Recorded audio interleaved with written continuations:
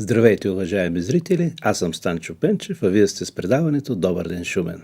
Какви са темите днес? В първата част на предаването ще говорим за пролетния салон, който се открива днес в галерия Елена Карамихайлова. Гостуват ни художниците Александър Величков и Ростислава Тодорова. Във втората част на предаването ще отделим внимание на днешния празник Свети Константин и Елена, гостувани отец Константин, игумен на манастира Свети Пантелеймон в Пътлейна. Гледайте ни! Сега казвам добре дошли на художниците Александър Величков и Ростислава Тодорова. Добре заварили. По един приятен повод днес се открива пролетния салон на дружеството на художниците в Шумен. Да кажем така няколко думи. 29 участници, не са много на брой, от всички поколения, като се почне от най-възрастния Денчо Денев и най-младата колежка Илица Атанасова.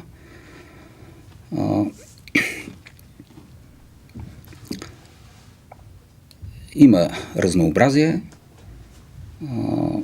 Това, че те не са много на брой, даде възможност на тези колеги, които аранжираха изложбата, Валерий Желязков и Красимир Арсов, когото искам специално да поздравя, тъй като той е последният награден артист наградата на Шумен, да направят една по-стегната експозиция с повече въздух и мисля, че стана една свежа изложба. Ние ще видим кадри. Да. Сега, да чуем мнението на изкуствоведа. Да. Определено не бива да се притесняваме от това, че бройката автори е 29. Не винаги големия брой участници или големия брой творби е гаранция за непременно по-високо качество. Даже един румънски колега, който вчера беше на гости в университета за пореден път на катедра визуални изкуства, доктор Овидио Кройторо, той винаги на откриването на изложбите си, понеже прави графика малък формат, казва: най-скъпите аромати са в малки шишенца. Така че това, че имаме 29 автори, е напълно достатъчно за формата на пролетния салон. Творбите са около 50. Някои от авторите участват с повече от една творба. Хубавото е, че видовото и жанровото разнообразие се запазва голямо. Имаме застъпени жанра на пейзажа, имаме застъпени жанра на фигуралната, на нефигуралната композиция, имаме портрети класически, които някои от колегите много добре владеят като жанър. Имаме, разбира се, застъпена така доминативно живописта като вид визуално изкуство, но за щастие имаме също и творби в областта на рисунката, на графиката и колкото и малко да е представена, също и на скулптурата, с 2 творби, но качествени. И какво е различното тази година в сравнение с миналата? То сега самия автор... Това е доста относително, тъй като един артист си има съответно така някакъв облик, изградил е някаква стилистика и той трудно може да излезе от представите за всичко това, което е ценно за него и той с години наред е оформил този стил. Мисля, че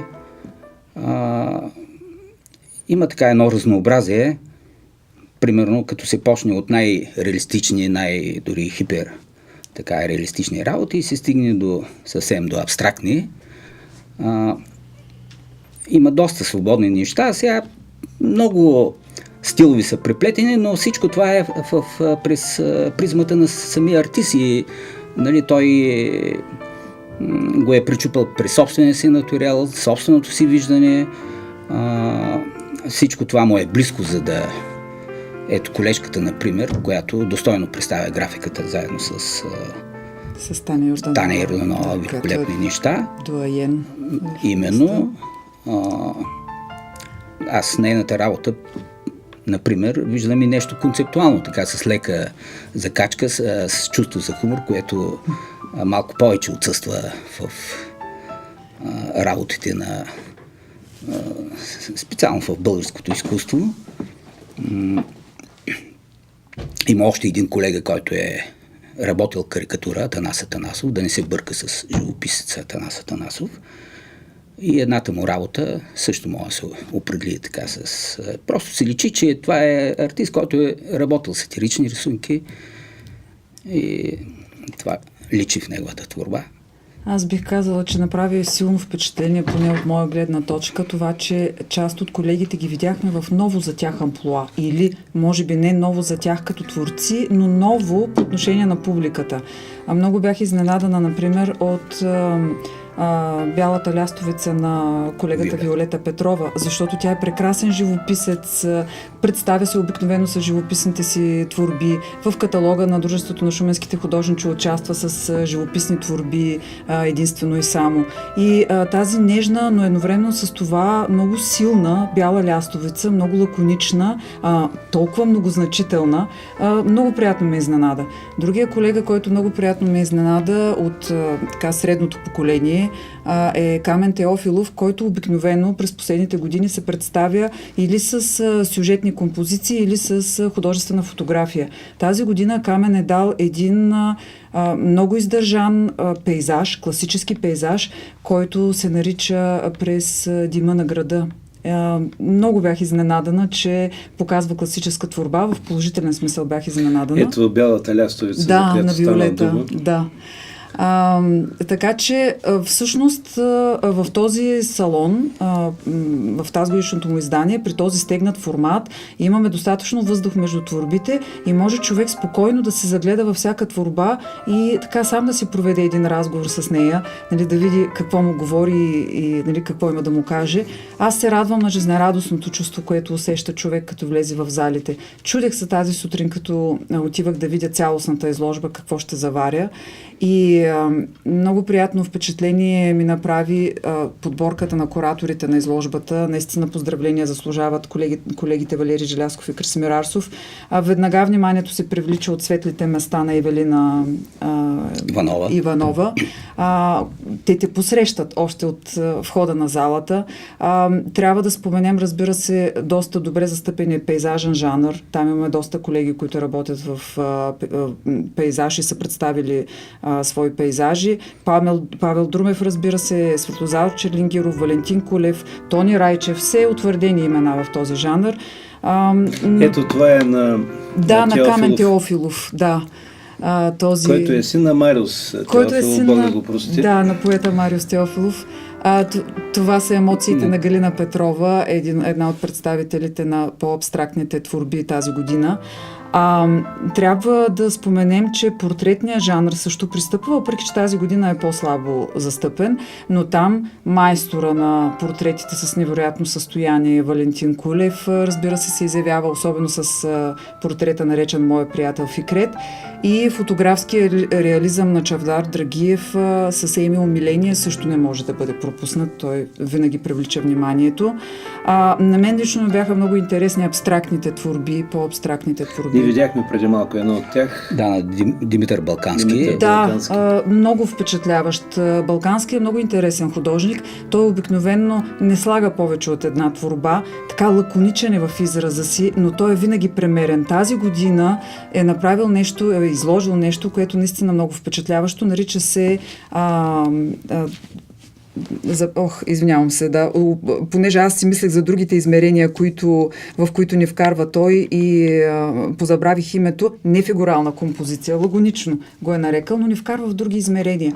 Но няма драми, няма натоварване. Има една уравновесеност, едно спокойствие, една жизнеутвърждаваща такава покана да надминеш материалното, да влезеш в другия свят, да погледнеш с други очи на изкуството. Много хубава творба. Няма да пропусна и влюбените на Александър Величков. Те близо са разположени до емоциите на Галина Петкова и заедно тези влюбени с тези емоции на Галина създават един такъв много емоционално зареден ъгъл в едната от залите на експозицията. Там е и Бледата луна на Валери Желязков. Една нежна, емоционална приказка се разказва там в този ъгъл на залата. Зрителите ще видят. И в същия този ъгъл е и един прекрасен, огрян от слънцето пейзаж на Светло Чилингиров, който всъщност е уличка в едно малко германско градче. Така че има какво да се види за публиката, била тя по-подготвена или по-неподготвена. Има красиви картини, заредени с много емоция и има едно, не знам дали няма да прозвучи твърде поетично да го кажа, но има едно чувство за настъпващо лято. Това лято, което толкова дълго чакахме тая година, мисля, че грее от тези платна и се получи добра изложба. Това е на един млад колега, Бранимир Боянов. Освен него, тук трябва да наредим Галина Господинова, Галина Петкова вече е спомена, Ростислава, Елица Атанасова казахме, Да. Кремена Стефанова, това са младите колеги. Искам да подчертая, че професорското, изобщо академичното тяло, преподаватели в нашия факултет се представя много добре, като се почне с професорите Благомир Папазов и Димитър Балкански, за когото вече говорихме. Това е Валерий Ето е Желязков Бледата луна на Валерий Желязков. Господинова. Да. Като се мине през такива утвърдени автори, като Красимир Арсов, Валентин Кулев, Валерий Желязков. Ето пейзажа на Валентин Кулев. Това е на Валентин Кулев, който освен портрет... Ето творбата на Димитър Балкански. Да, Балкански. Нефигурална композиция. Именно. Забравих преди малко да спомена изрично колегата Румен Богданов с неговия характерен лаконизъм. Те са две малки, много изчистени платна, минималистични, абстрактни, поставени едно на друго, едното с много малки размери. Той сякаш с годините озрява все повече и повече и става все по-лаконичен. И е интересно всяка година да го гледаш какво ще даде. При него има развитие към все по-голям лаконизъм.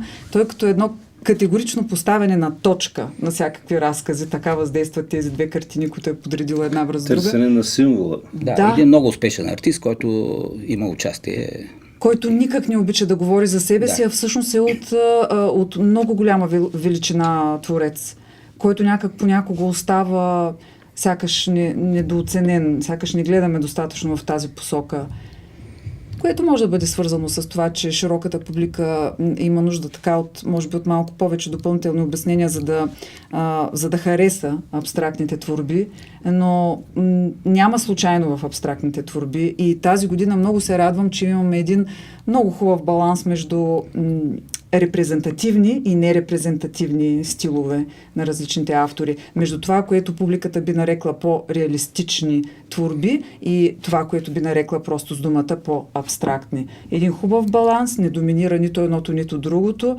Разнообразието, което виждаме жанрово и авторско, не е еклектично, ами така едно спокойно и ведро настроение се носи от тези зали, което е много хубаво. Аз искам да добавя, колежката, значи имах възможност да гледам, примерно, на дружество на русинските художници. Една много солидна група, много голяма, с големи възможности, отдавна с много добри артисти и просто се забелязва една тенденция, всеобща така в България, че колегите като че ли искат да смъкнат нивото, за да бъдат така, как да кажа, продаваеми и тук се прави един компромис. Нещо, за което мен лично ме радва, че за нашия пролетен салон не може да се каже това нещо. Просто винаги, както учеше художника Кирил Петров, един артист от най-голяма величина, наравно с майстора и също като него не създал семейство, за да бъде изцяло отдаден на изкуството си, нали, той казва, че първо трябва да рисуваш за себе си и оттам нататък вече, ако публиката те приеме, нали, артистът трябва да дига нивото, а не да с цел да бъде по-комерциален, по-продаваем, да се смъква. Нали, те са неизбежни тия неща. Това е много стар проблем, още взето. Да, стария той... Дали да слезеш на нивото на потребителя или го да издигнеш. И има висока цена и артиста я плаща тая цена. Да. Да се опитваш ти да вдигаш нивото и да притискаш, да подканваш, да дърпаш към себе си публиката, за да я накараш тя да те следва. Нищо, че ти вървиш понякога с по-големи крачки, отколкото така публиката, особено по-широката, може да те възприеме веднага. Но фин е този баланс, фина настройка изисква, но Сашо е прав. При нас в тази експозиция, която сега може да види публиката, всъщност дори обикновеният човек, който няма изграден претенциозен вкус или въобще, нали, някакъв специфичен собствен вкус за изкуство, той може да види от всичко. Може да види неща, които ще му напомнят за директни места в нашия роден град, изображения, които ще му разкажат директно своите истории, и едновременно с това ще види по-абстрактни творби, които дори с помощта на наименованието им ще усети закачката в тях, ще усети намигването, което автора му отправя, и ще може сам да прецени за себе си дали, въпреки че е твърдо абстрактно едно произведение, примерно за по-широкия вкус, дали композицията, дали колорита, дали цветността не му предава някакво настроение. Погледа, дори да не е подготвен човек, ако нещо наистина е направено, то въздейства. Ако просто иска се усилието да пристъпиш прага на галерията, а ако няколко пъти в годината пристъпваш прага на галерията, тогава малко по малко сам започваш да формираш вкус. И по-рядко си задаваш въпроса: ами какво е това и какво иска да ми каже автора, аз това не го разбирам. И почваш сам да разбираш, че не е основното непременно да разбереш в пълнота, да прочетеш цялата приказка, разказана от първата главна буква до последната точка. Достатъчно е нещо да ти хареса, да остане като визуален спомен. Нищо, че да кажем, не можеш да го обясниш с думи. И в този ред на мисли, традиционните изложби, които Дружеството на шуменските художници упорито през годините, през всякакви обстоятелства, през всякакви перипетии, които сме минали, непрекъснато поддържа и държи да ги има, пролетен салон и есенен салон, дори и тази функция изпълняват. Не само да се представим ние като автори, ами отново и отново упорито да канем публиката да се преживее с нас, да дойде и да види нещо, което е извън ежедневието. Нещо, което ти помага да си напълниш сърцето, да си напълниш душата и дори да я притежаваш, защото много хора мислят все още, ама продават ли си картините. Естествено, точно на откриването и възможността да влезеш в контакт с автора. И да станеш собственик на... Да естетизираш своя дом. Дори на първата творба, която ще занесеш в къщи. Много жизнерадостно настроение носи тази годишната ни експозиция, пролетната. На практика сме затваряме вратата на пролета и отваряме вратата на лятото. Искрено се надяваме да сме като заклинатели. И от тук нататък... първите топли дни съвпадат с начало. Искрено се надяваме от тук нататък лятото да тръгне и да се развие. Хубава експозицията. Можем само отново да повторим поканата си към шуменската публика, да отдели малко време и да ни посети. Да кажем няколко думи за Павел Друмев. Павел Друмев е един артист, който не прекланя глава, упорит, работи. Имаше една хубава изложба в подкрепа с куратор Валентин Кулев, Другата ръка. Не знам точно, преди 4 години, може би. Когато той доказа, че може да работи с лявата ръка.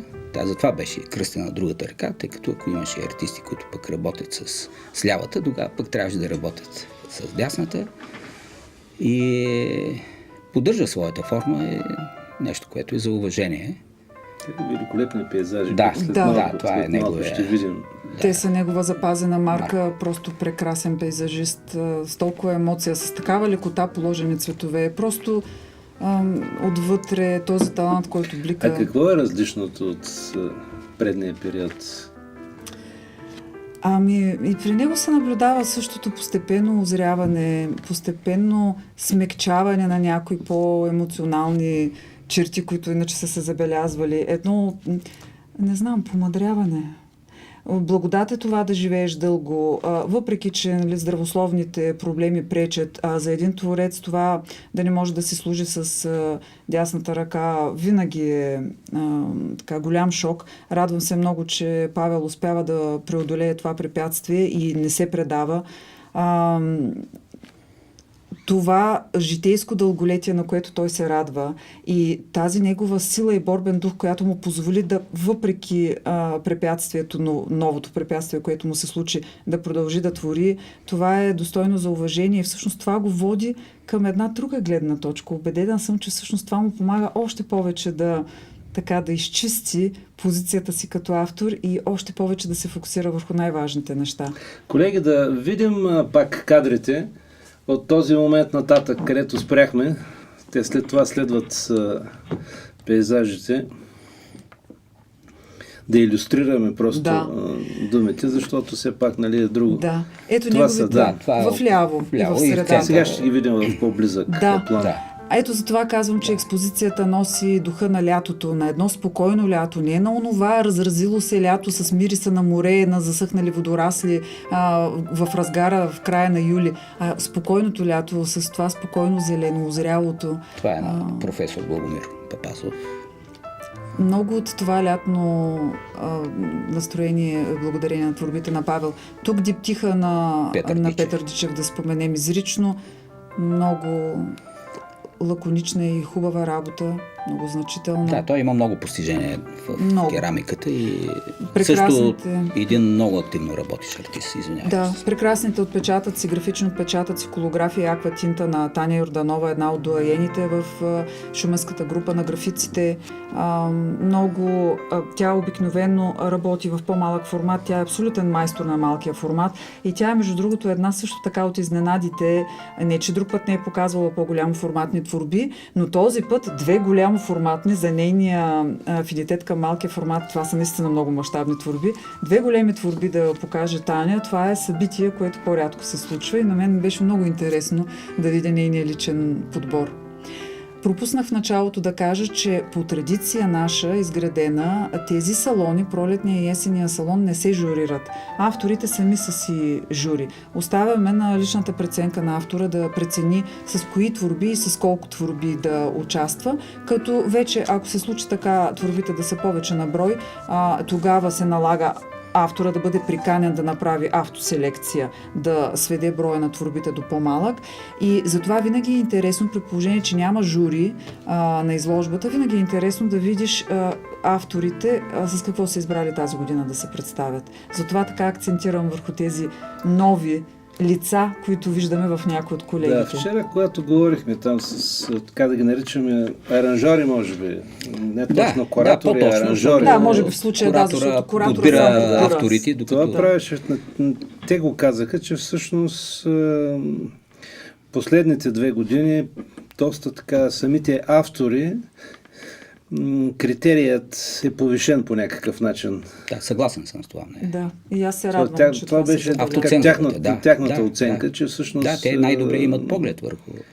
Една така по-особена, може би, концентрация, когато, нали, се избират творбите за тези салони.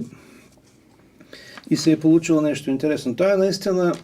Аз така не мога да се изказвам, все пак съм лик в темата, но това усещане, като влезеш вътре за един свеж колорит, това е нещо, като въздейства на всеки. Да, защото понякога изкуството, нали, то не е задължено и не е абонирано за това да предава само хубавите страни на живота, само веселото настроение. Понякога има и периоди такива въобще в обществения живот и в личния живот на хората. Понякога изкуството е заредено с драматизъм. Има вътрешно напрежение. То предчувства. Да. Има навява други чувства. А сега, без да е лекомислено това настроение лятно, за което говоря, просто създава едно много приятно чувство, една много приятна атмосфера, като в класическа изложба, като в класическа художествена галерия, каквато ние притежаваме.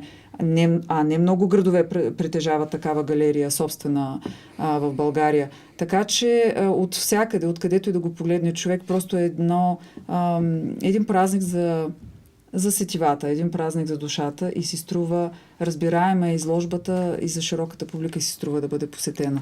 Значи да кажем днес от 17:30 на втория етаж в Елена Карамика. Да, входът е свободен.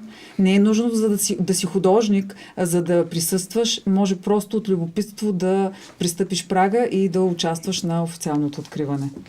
Изложбата ще бъде отворена и в първата 10-дневка на юни месец, така че който няма възможност, в първите дни може да я види и в началото на юни. До 11 юни. Благодаря ви за участието. И ние благодарим. И ние благодарим за каним всички да присъстват на откриването и да разгледат изложбата в последствие. А ние ще се върнем след няколко минути в студиото с втория ни гост.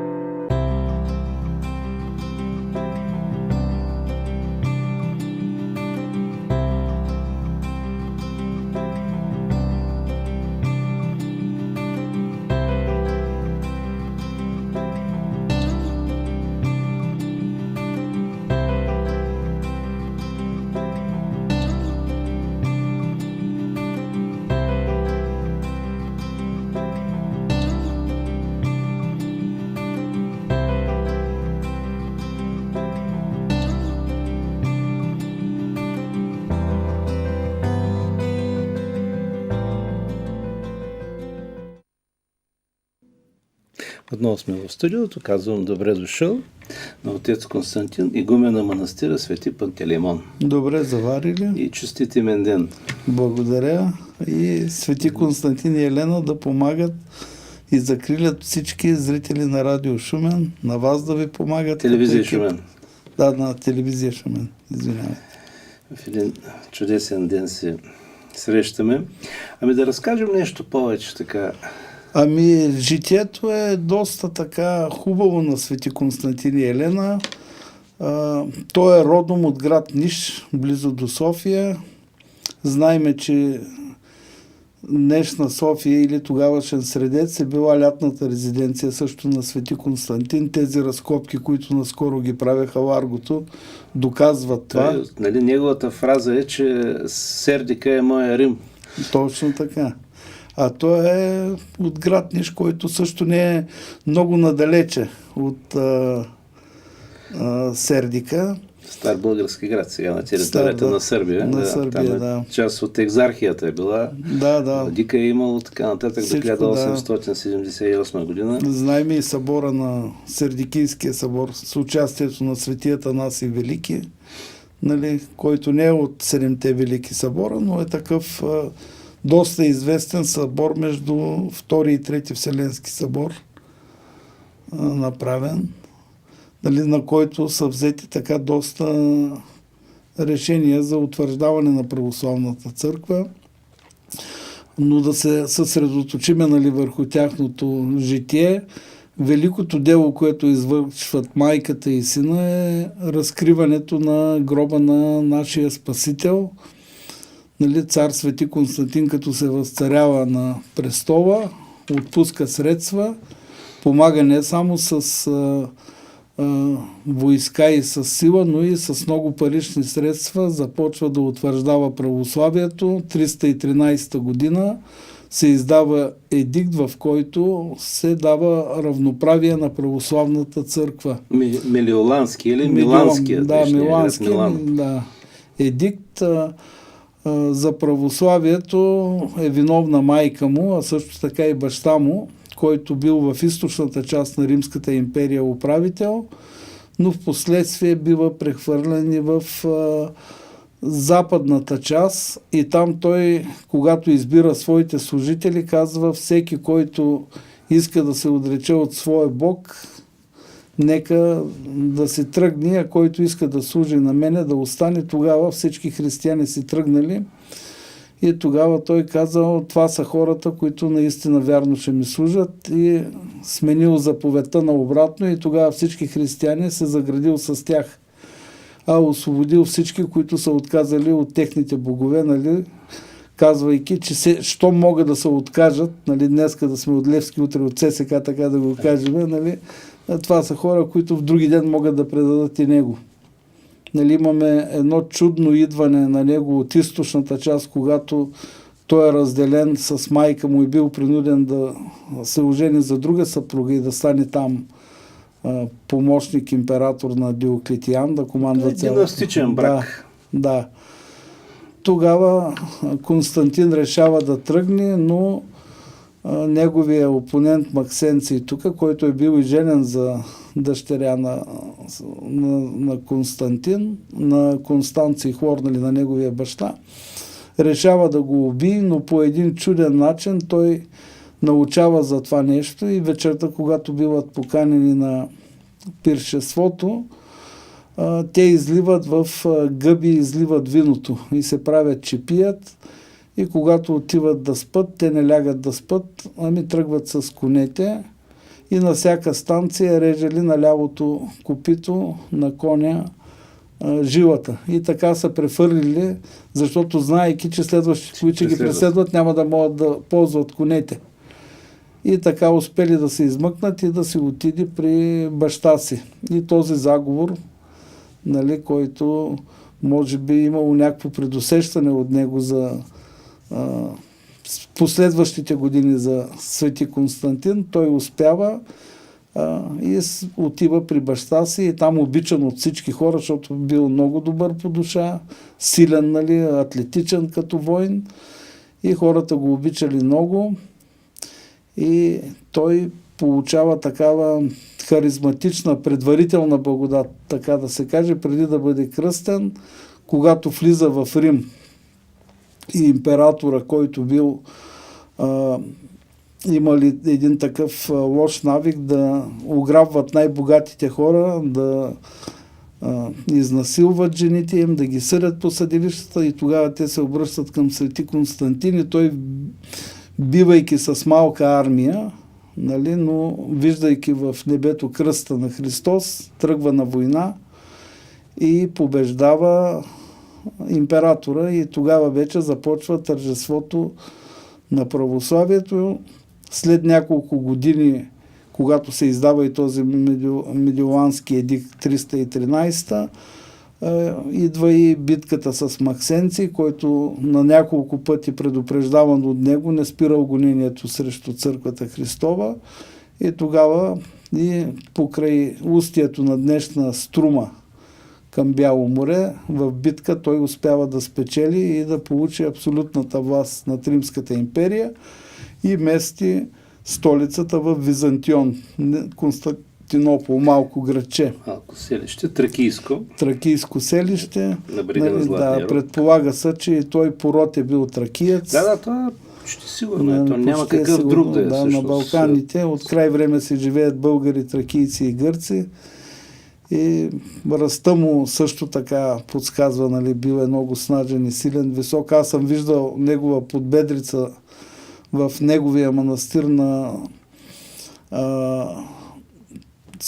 на Костамонито, който е на Света гора. Значи тя просто като я видях, аз не можах да повярвам, че има ябълката е запазена така с такова парче от цялата подбедрица. Просто не си го представях, че човек може да има такава... Нещо великан. Великан, нещо като великан. Така го изобразява с много масивно, голяма глава, като нашия цар лице. Калоян, и той също е бил доста голям. Но да се обърнем, така разказахме кратко за тяхните жития, за утвърждаването на църквата, след като намират кръста в... Да кажем за този подвиг на света Елена. Да разкажем по-подробно как намира. Да, по-подробно, бидейки в Иерусалим, започват да разпитват и един стар еврейски равин ни показал къде е било разпятието, което... Голгота. Да, Голгота, която е била предсказана и от самия пророк Исаия и от сам Христос, че там ще стане сметище. Хората ще се изхвърлят букулка там, на края на Иерусалим, и тя отива и започва да рови с помощници и откриват трите кръста.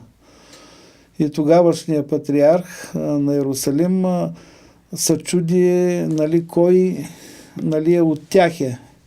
Нали, Герман, мисля, че му е името, Герман трети. И когато минава едно шествие с починал човек, той казва, сега ще допреме кръстовете един по един до мъртвеца, започнали да ги допират, първи, втори и на третия мъртвеца станал и оживял. И казали, това е животворящия кръст. И на това място се полагат и основите от Свети Константин на тази църква, която и до ден днешен имаме над гробницата. На Йосиф Ариматейски. Се полага, на гроба на Йосиф Ариматейски се полага и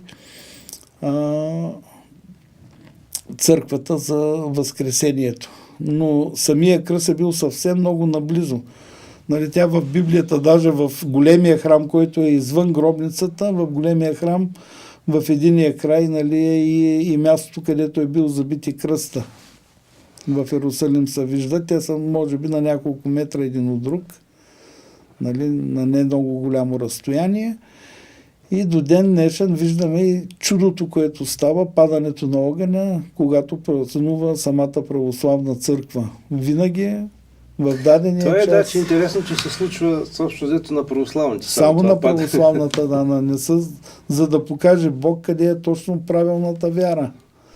Нали, този невеществен огън не пада. Ако беше, нали, както трябва и при другите религии, но те имат леки отклонения, които православната църква е готова, нали, ако те се поправят, отново да се влезат в лоното на православната църква, но трябва тези грешки да се изправят. Нали? Не може на черното да се казва бяло. Нашето учение единствено се уповава на писанията на Библията и на преданията на светите отци, без да има изопачение, както е прието чисто от самия Христос и последователите, и до ден днешен е така. Този ритуал там, целият, който е около преди посрещането на благодатния огън, той също е много древен. Той не си знае годините. Да. С тия арабски младежи, които са християни, палестинци християни, които всичко е много така даже се повтаря. Сега палестинеца, който държи, нали, ключа клисаря, т.е. не е кръстен и виждайки, нали, тази благодат, нали, аз защото съм повярвал, нали, но и да не бях повярвал, ако виждам, че този невеществен огън пада всяка година, веднага бих приел православие. Няма какво да ме убеди, нали, че не е така.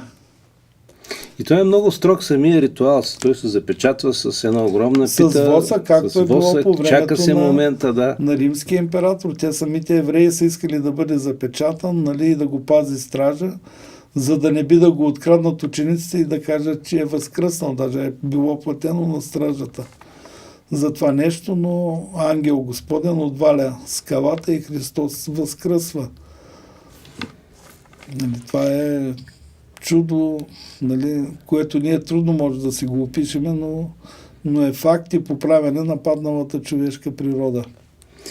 Сега излязоха много данни, и то от най-различен характер, че там имало българска църква. Има, да, от край време си има си и писания. И вчера по телевизията мисля, че даваха или онен ден беше по БНТ 1, има едно предаване, което е за това и имало е българска телевизия и точно там близо до гроба на Йосиф Ариматей и на... Тя може би още от времето на Борис или Симеон. Да, от тогава е правена, да. Тогава, нали, държавата е била много силна, така и някак си имало... И миналата година идва при мен една жена, която зад граничните училища е ходила и каза, че къщата стои, нали, самата сграда стои, обаче отвътре е нарисувана, надраскана, без дограма. Просто трябва самото място. Да, самото място. Ние може да си го получиме. Доколкото мисля, че тя е говорила с патриарха и няма проблеми, само ние те да имаме... Те са под така егидата на Иерусалимския. Да, но няма да има проблем да се я възвърнем, защото всяка православна църква трябва да има нещо. Но... Ама това са данни, аз доколкото разбрах, това става въпрос за 18 век. През 18 век е съществувала. Руски пътешественици описват българската църква, значи това е нещо... И сега има, тя е там, но просто трябва да се сложи до грама, да се бойди се. Знае се мястото. Знае се, да, знае се. Много добре се знае, от доста хора се знае това место много добре, но трябва да се приеме някакво финансиране от нашата патриаршия или от българската държава да се назначи. Аз не мисля, че това ще е проблем. Да се назначи свещеник и да може да имаме и ние в посветите места богослужения, да се извършва литургия, да има къде българите да се черкуват. Значи тя всъщност 18 век, тя е доста, тя поне от 8 века е съществувала като храм. Има си и си начака, но просто работата момента е ситуацията, в която ние ще трябва да протегнем ръка да се я вземем. Ако зависеше от мене, бих я взел веднага. Нали, но... Ами дано да предприеме нещо и синода. Не знам как са там да се нещата. предприеме и синода и държавата. И на държавно ниво. Сега това е, нали, той е под юрисдикцията, тая част на Иерусалим на Израел. Да. Имаме много добри отношения. Имаме много добри отношения. Даже вчера във филма имаше и евреи, които говореха българи, които и християнство са приели, даваха една еврейка на този филм. Тя е такава поредица за България. Как се... И аз се гледах, да. Да.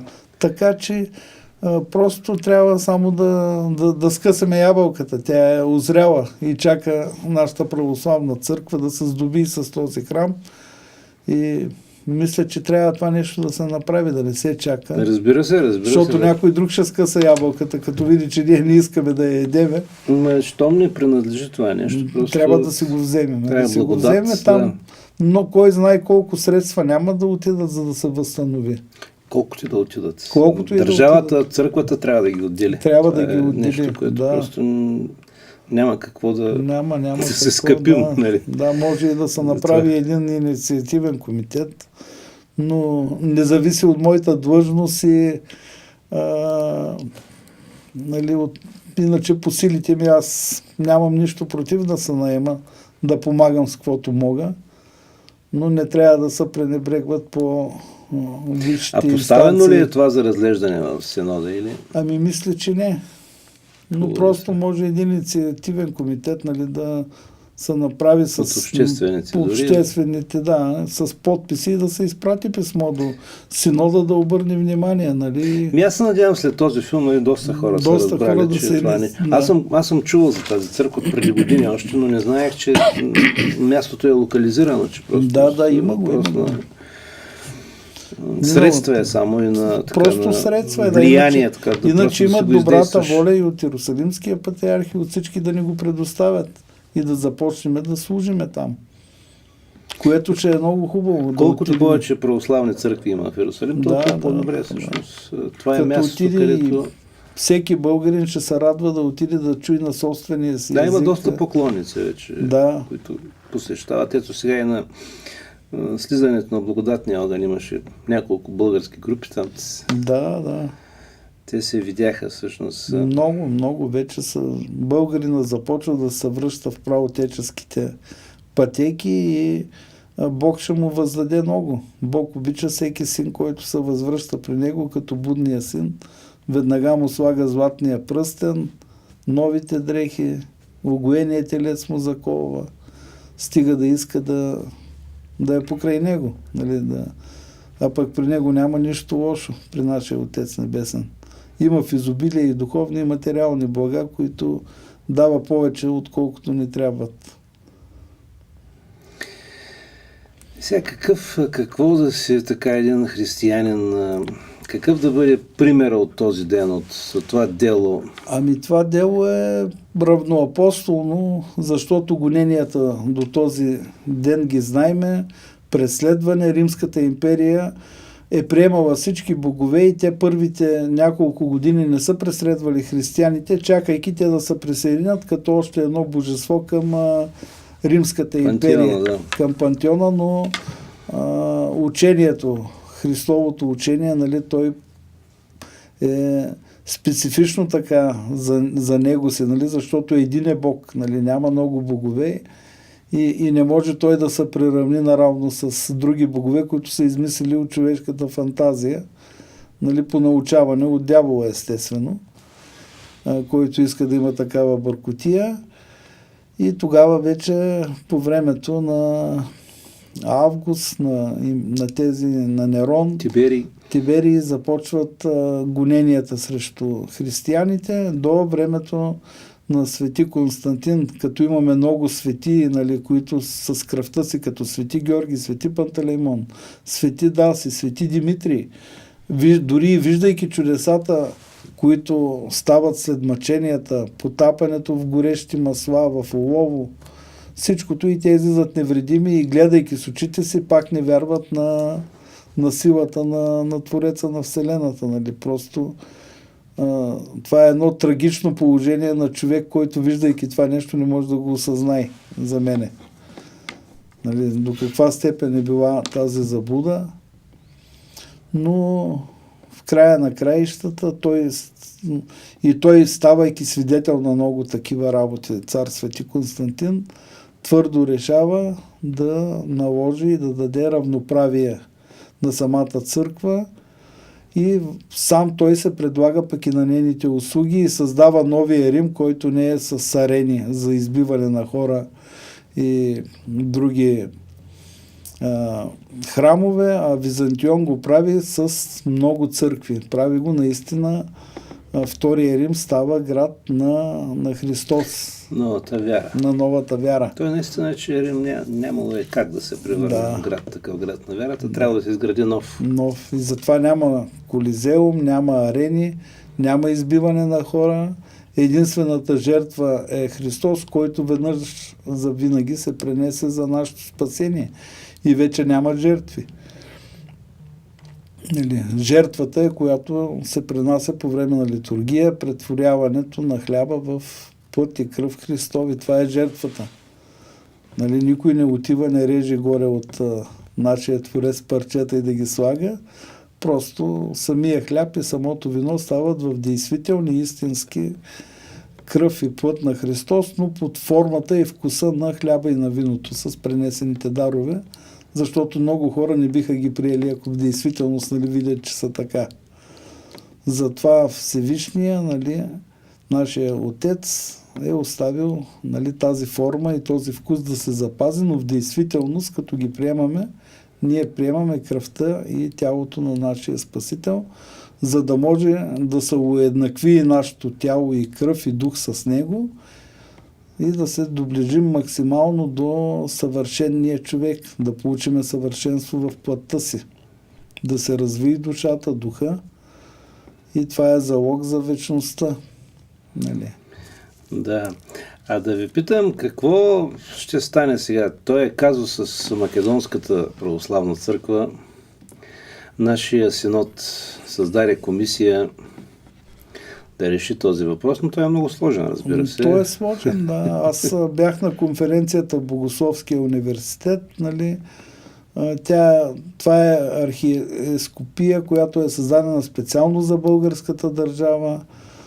Свети цар Тривели или... И сега се навършат 1000 години, 1019 година, да. Хан Тервел помага на Юстиниан да се въздигне и да се закрепи на Византийския престол. Това са чете на докладите там в университета. Имаше учени от България, Македония, Сърбия, Гърция, Германия и по стари документи да продължиме пак в темата. Цар Юстиниан, като се издига на престола и хан Тервел, като му помага да се укрепи, като разбива арабите, на Пети Вселенски събор той изпросва от всички свети отци да се направи архиескопия за българите. Тя никога не е била византийска. Първа Юстиниана. Тя така се води и на цяла България. Но още така се казва, че може би на Юстиниан корените му са от български... Той е край Скопия, да. Там. Също те са, той е на няколко километра, е неговото село от Охрид. Така, там даже название е някакво друго име, защото те си променяли имената. Латинизирали си имената. Да, латинизирали. И изкараха и записки още при идването на Аспарух, когато там се създава около 6 век се създава българска държава. То българи винаги е имало. Там винаги е имало, да. Тогава просто така се укрепва да премества столицата. Да. Премества със столицата, така че тя... Българи християни то винаги има. Това е много важно да се каже. Винаги си е била българска и архиескопия и тя винаги си остане българска, която... А сега в самата македонска църква ви поддържате ли отношения с това? Аз имам познати, които така леко по леко си имат съзнанието, връща се българското самосъзнание, макар че има тук някой друг сърбоман, но това си е за негова сметка, Просто срещу Бог не трябва да се рита. Щом Бог е разделил на вавилонската кула езиците и народите, той е, който и чрез Христа ги обединява, той пак ги прави едно цяло. Но всяка традиция и всяка народност се запазва в това едно цяло. Вавилонската бариера на говора Бог дава да бъде премахната само на тези, които много усърдно и съвестно проповядват, разпространяват любовта на Христос на земята, както са били на Петдесетница и неговите последователи. Те са говорили на техния език, пък всички други са разбирали техния си език. Значи това е премахването на бариерата, че човек е седнал и е назубрил чужди езици и е почнал да говори. То е станало мигновенно. При падането на Светия Дух Те са говорили на техния език, пък хората са ги разбирали. Всеки на неговия си език, така пише в Деяния апостолски. Значи ето виждате как за една секунда Бог маха тази бариера. А ние не може, ако той е направил даден човек да е българин, да го направим сърбин или нещо друго. Ами да, те са се опитали. Това е ритане срещу Бога. Така е, да. Нали? Ами темата е много интересна. Предлагам да я продължим в друго предаване, както и тези теми, които сме започнали, нали, с вас, Да. и за добродетелите, и за Ще ги блаженствата. продължиме, да. Сега ви благодаря за участието, понеже времето изтече. Да. Тези теми са неизчерпаеми. Така е. Това беше за днес, уважаеми зрители. Останете с програмата на телевизия Шумен. Желая ви приятен ден.